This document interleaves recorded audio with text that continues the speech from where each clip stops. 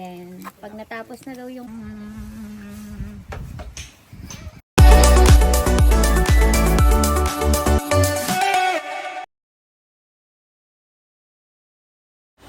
Another more venture here at Cagbalete Island!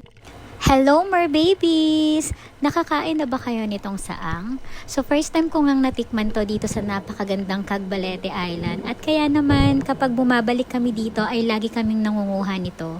Kaya, samahan nyo akong manguha ng saang dito sa Cagbalete Island.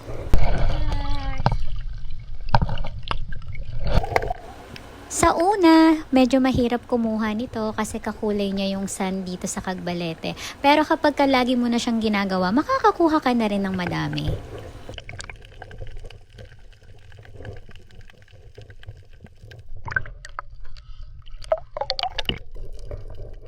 At syempre, hindi naman magiging masaya kung wala tayong kasamang manguha ng saang. Kaya meron tayong mga kasamang mermaids din.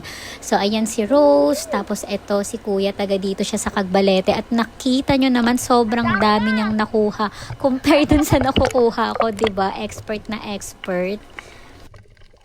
Tapos ito naman, mermaid din to, si Mermaid Cherry. So, ayan, may nakuha din siyang isa. Yay! Yung ginagawa ko nga pala is naghahanap ako mula sa surface. Tapos pag may nakita na ako, sisisirin ko na siya gamit yung napakahaba kong legs. O, diba? Hindi naman halata. So, ayan, may nakita tayo dito. Halos kakulay niya yung mga damo-damo or yung mga bato. Minsan naman yung sand. Ayan, medyo matagal yung pag-ascend natin kasi hindi ko napansin. Medyo napalalim pala tayo. Pagkakuha namin underwater, ilalagay naman namin to dun sa dala naming buoy.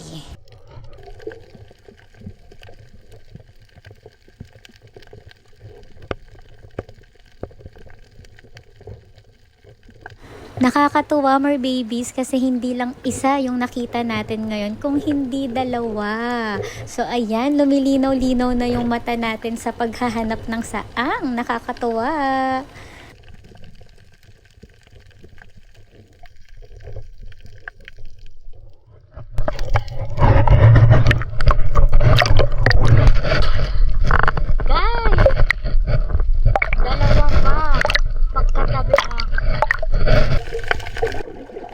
At syempre, bago namin tapusin yung pangunguha ng saang, ay nagkatuwaan nga muna kami mag-swimming nitong mga merbabies ko na super nakaka-proud kasi isa na rin silang mermaid instructor ngayon. Padami na kami ng padami. Super nakakatuwa. So, ayan, si Merman Randy. Hello! And pag natapos na daw yung kulo, luto na daw yun. Tapos, babasagin ako. So, ang ating mga tagaluto, Merman Randy from Encantadia. Hello. At ito naman sa kabilang alam, si Mermaid Doherty from Biringan. Biringan City. Biringan City. City of Lights.